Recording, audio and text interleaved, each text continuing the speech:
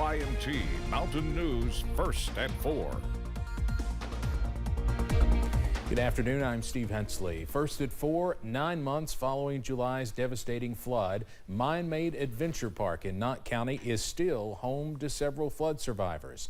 WYMT's Alyssa Williams checked in with Knott County officials to see how this is impacting tourism this year. As people are continuing to rebuild their lives here at the Mine-Made Adventure Park following the flood, hundreds of people will be traveling down the road to take part in the Knott County Horse Spring Trail Ride. Knott County Judge Executive Jeff Dobson says thanks to state funding, those living at the campground are not negatively impacting county tourism. Dobson says if people are looking to set up their own campers here for the various events the park hosts, they still have ample space to do so. You know, we're still working with those folks. We've got case managers with them weekly, checking to make sure their needs are being met, they're taken care of, and you know, we hope to see those folks back in their permanent location really soon. But hey, we're going to be here for them until that time comes. Dobson adds that he encourages those living here to take part in the festivities being hosted on the property, saying that he hopes that these events can offer a sense of hope to those who have gone through so much. In Knott County, Alyssa Williams, WYMT Mountain News. Alyssa, thank you. Knott County officials say they like to work with flood survivors instead of working against them, adding that there is no timeline as to how long people will continue living at the park. Permanent bridges are getting built in Letcher County after flooding destroyed many crossings last summer and in early March. The costs coming with building new bridges have been difficult financially for some survivors. Contractors are building Lisa Isaacs a permanent bridge that she says is costing her more than $50,000 and keeping her from repairing anything else. We bought a few supplies to put the dam back together, like the lighting or the paneling, the shower that was in the bathroom, you know, stuff like that for my mom, but not really enough to do what you'd call repairs. 3 crossings connecting Isaac's home with the highway have been washed away since the July flood. She hopes this 4th one will be the final one built.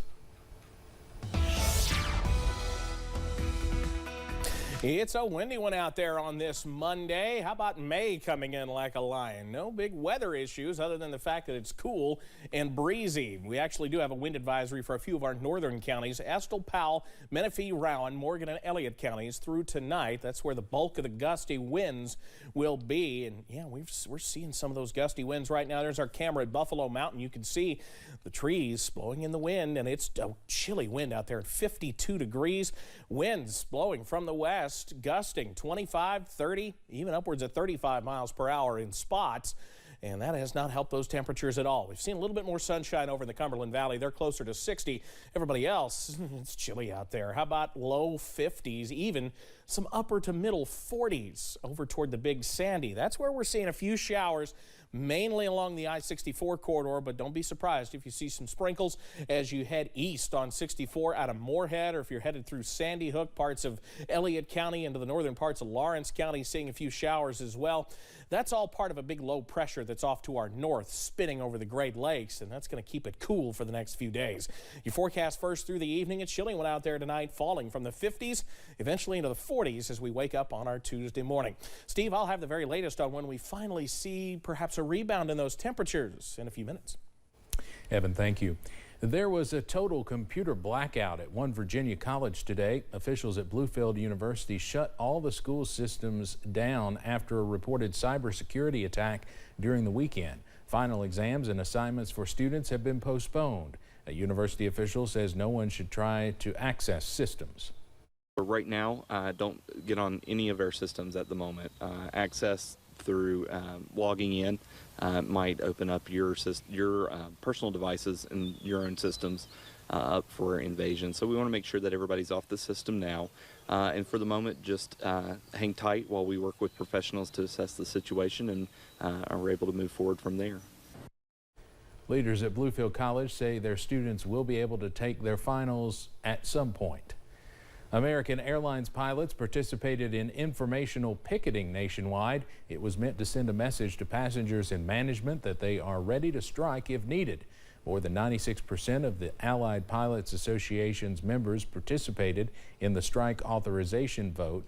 The union says more than 99% of those pilots voted yes to strike.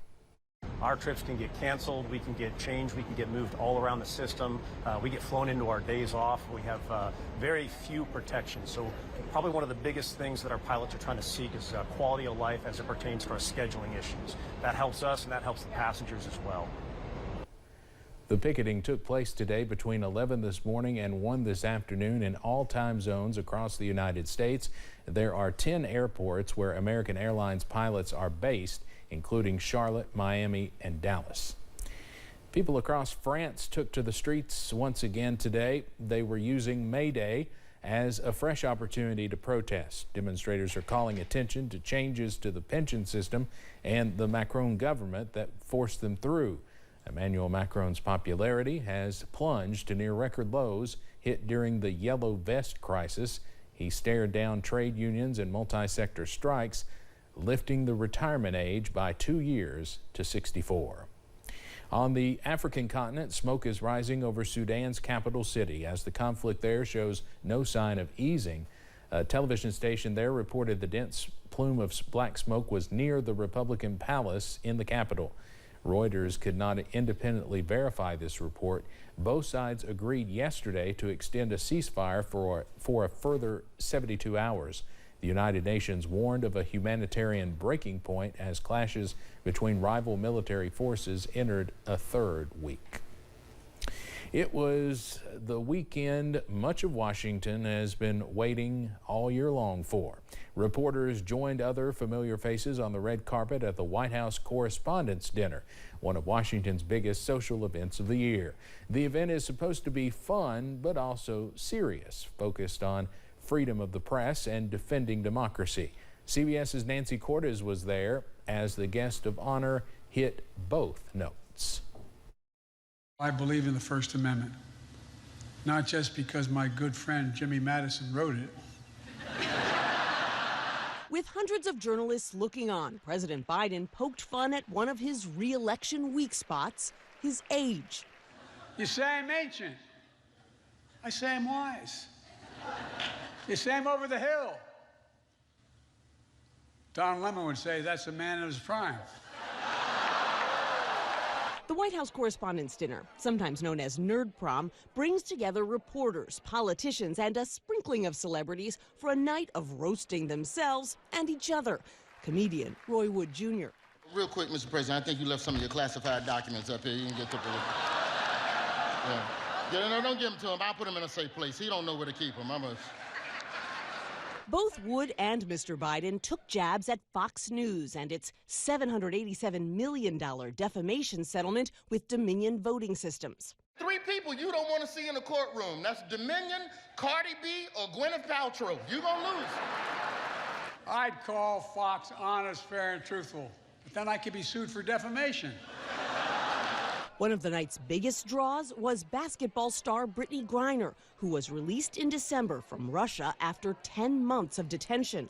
She and her wife Sherelle were guests of CBS News. Brittany, where are you, kid? Stand up, come on.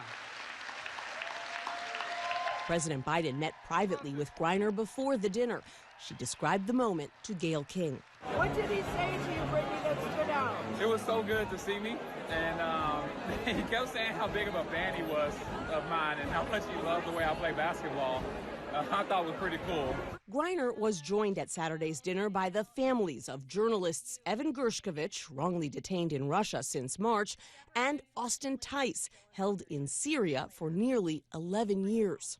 Our message is this: journalism is not a crime. They are not forgotten.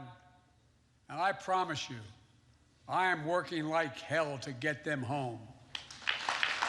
Proceeds from this weekend's dinner go to fund scholarships for students around the country. This year, $130,000 went to 31 aspiring journalists. Nancy Cortez, CBS News, the White House.